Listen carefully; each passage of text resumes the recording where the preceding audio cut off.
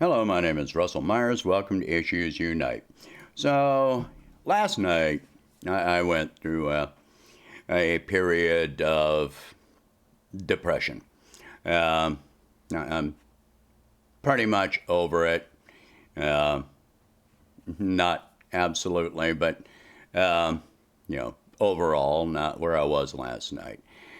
The thing is that it brought something to mind for me, which is my whole life, I've been a person that's been a proponent of men being able to express their emotions. And by the way, let me thank all of my online friends that offered their support. That's highly appreciated. I'm not a person that goes into this kind of thing or announces it publicly very easily, or and definitely not often.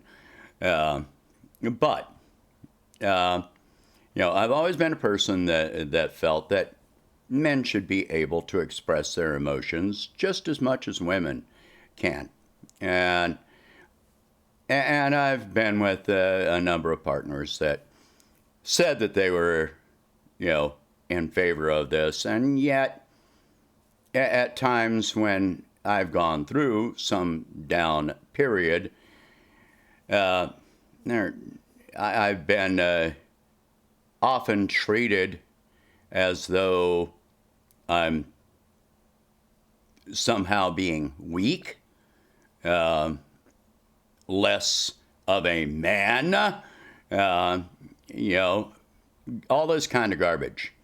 And it's absolute garbage. A man that is afraid to show his feelings, afraid to express his feelings, explore himself as a human being, that's weakness. That is weakness.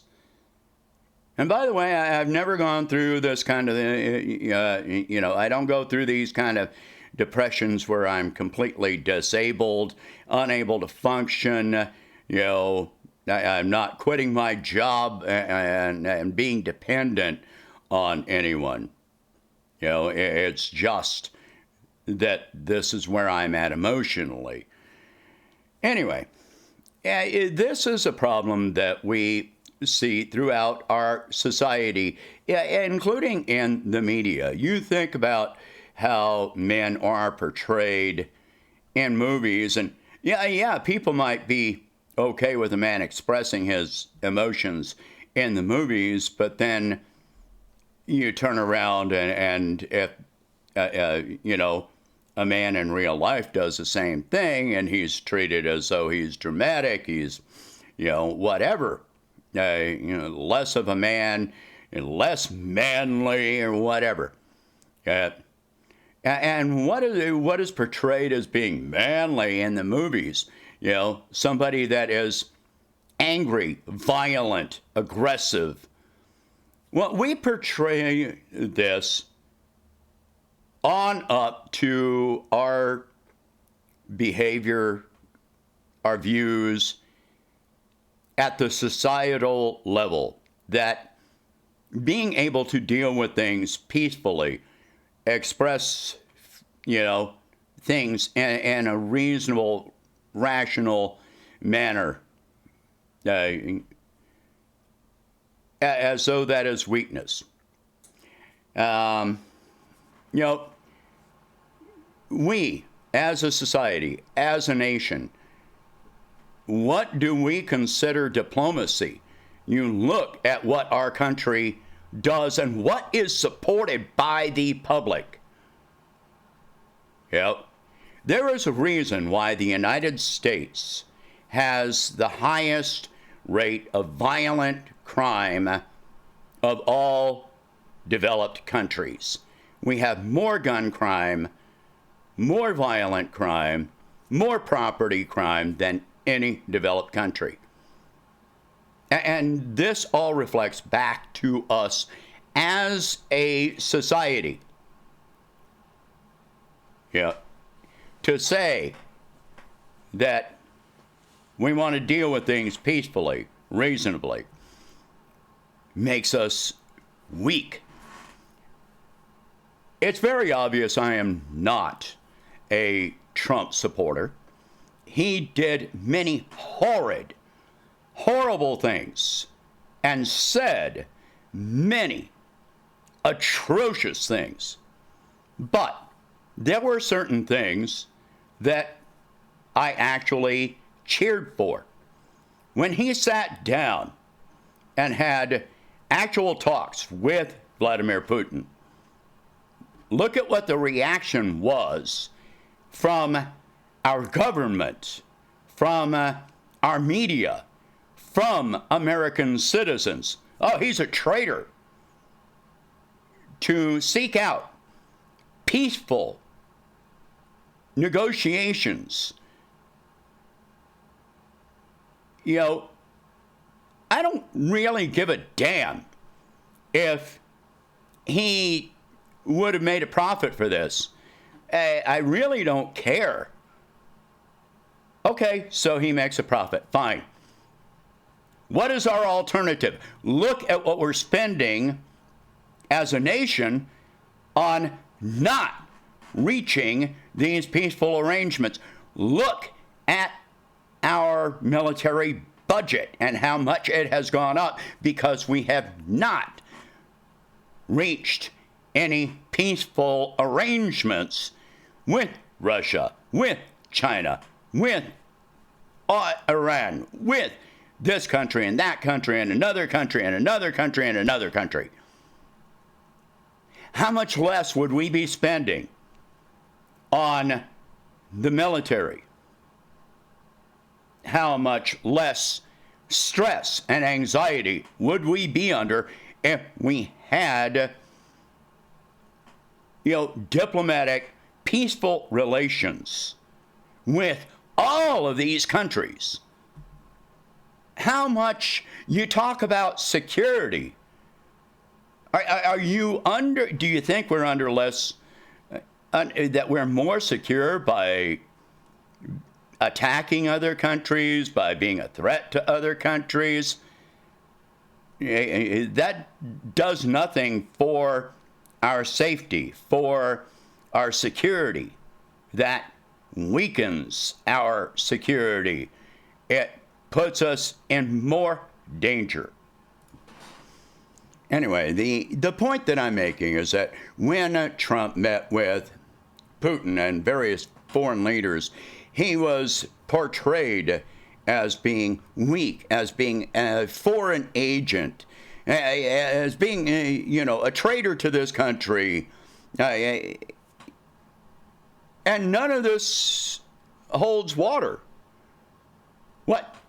So if we're willing, you turn around and look at when he bombed Syria, illegally, by the way, and what was the statement on the so-called leftist media? Oh, he just became presidential. Many of the people that are supporting Biden right now on his foreign policy. What foreign policy? What foreign policy does he have aside from aggression? Many of the people that are in favor of Biden are against him on how he's handling the virus, on how he's handling the economy, but they support this aggression toward other nations. How is aggression better? If you're in a relationship and your partner treats you in an aggressive manner and issues threats every time they don't get their way, do you find this to be a positive? How many people have been in abusive relationships and wound up leaving that relationship because the other person could not handle their emotions, could not deal with things diplomatically, and so forth and so on? There are times when it is better to actually just show be willing to take a tactical retreat, to show some kind of weakness. There is no law, there is no rule which says that we have to be the world's policeman, that we have to wage war, that we have to be aggressive.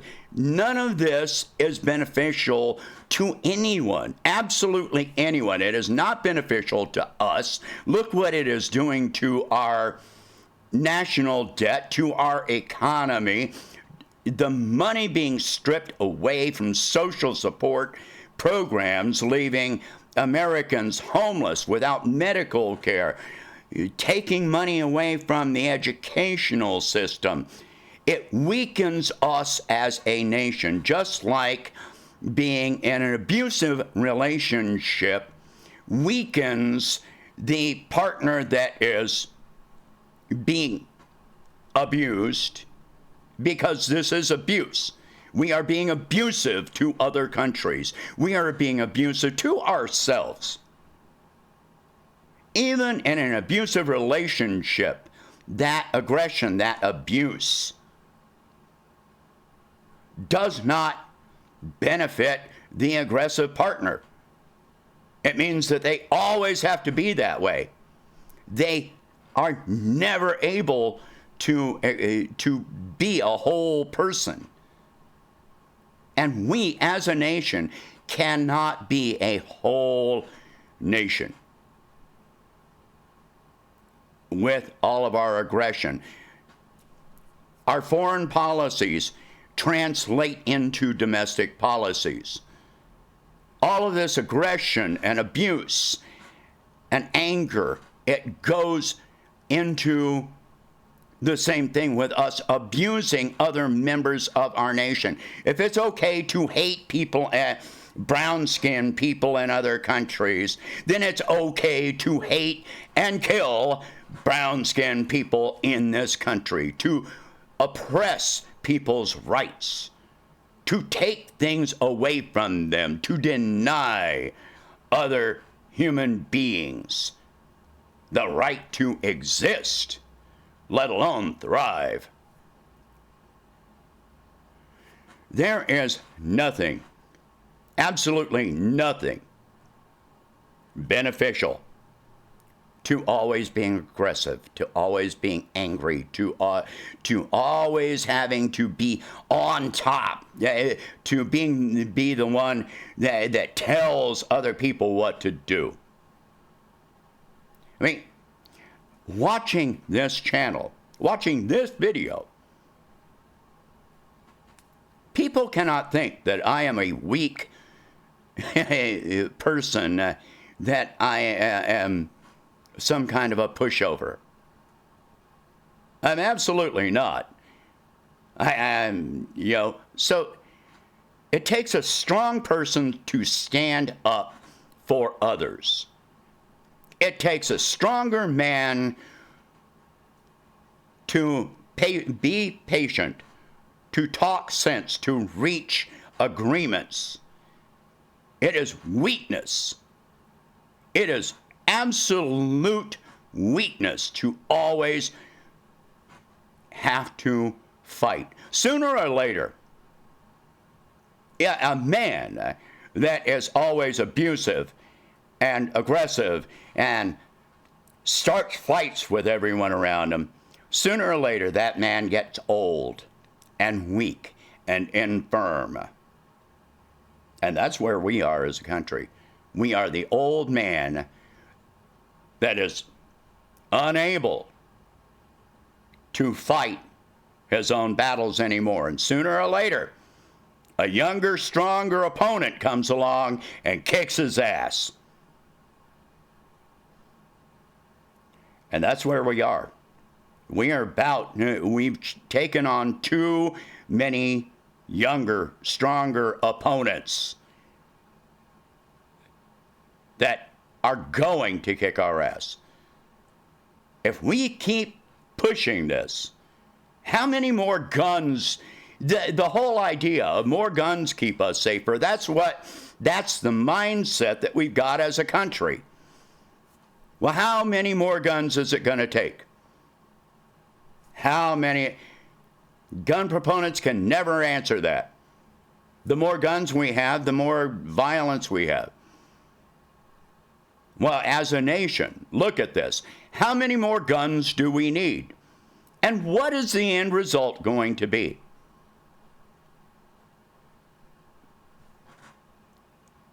There can only be one end result. You keep pointing guns at people, sooner or later somebody comes back and points guns at you. So it serves us to be able to reach out and act diplomatically to make rational, reasonable, peaceful arrangements. Because what is the other option? We know what the other option is, and it's coming. We're almost there right now. It's time to back off.